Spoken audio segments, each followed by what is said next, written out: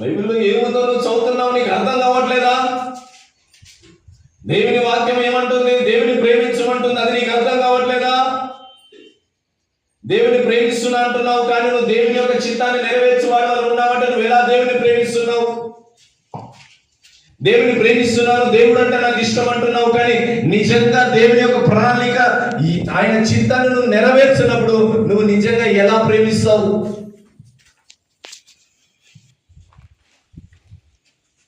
ఆకలితో ఉన్నాడని దూర ప్రాంతం నుంచి వచ్చాడు, అప్పుడే వచ్చిన్నాడు, అప్పుడే ఇంకా వంట అడుగున్నావు, వచ్చి తిన్నావా?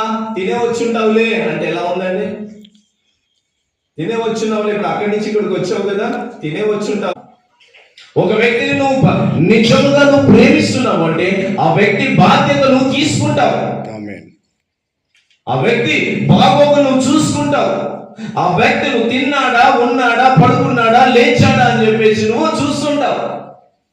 అతను నీ దగ్గర లేకపోయినా నువ్వు బాధ్యతతో కూడిన ప్రేమ కలిగిన వాడు అయితే నువ్వేం చేస్తావు అంటే వెతుకులాడుతూ ఉంటావు, ఎక్కడున్నా కూడా వెతుకులాడుతూ ఉంటావు. ఈ కాలానికి ఎలా ఉన్నాడు? తిన్నాడా, ఉన్నాడా, పడుకున్నాడా, లేచాడా? నేటి కాలంలో ఎలా ఉందండి ప్రేమ? ఇదిగో బ్రతికున్న నాడు పట్టించుకునే లేదు, చచ్చినాడు పాటలు వాడినట్టుగా ఒక గానం వేసి అన్ని తలంచుకుంటూ ఏడుస్తూ ప్రేమను చూపెడుతున్నారండి. అది కాదు నిజమైన ప్రేమ. నువ్వు నిజమైన ప్రేమ కలిగిన వాడు అయితే బ్రతికున్నప్పుడే చూపెట్టు. ఎందుకంటే తెలుసా అండి, ఆ ప్రేమ దేవుని యొక్క లక్షణం. ఆయన ప్రేమించాడు, లోకాన్ని ఎంతగానో ప్రేమించాడు.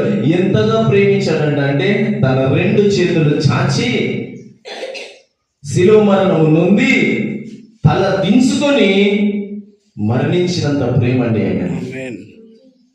హల్లెలూయా. ఆయన ఏమంటున్నాడు? 2వ ఆజ్ఞగా నిన్ను వలె నీ పొరుగు వారిని నువ్వు ప్రేమించు.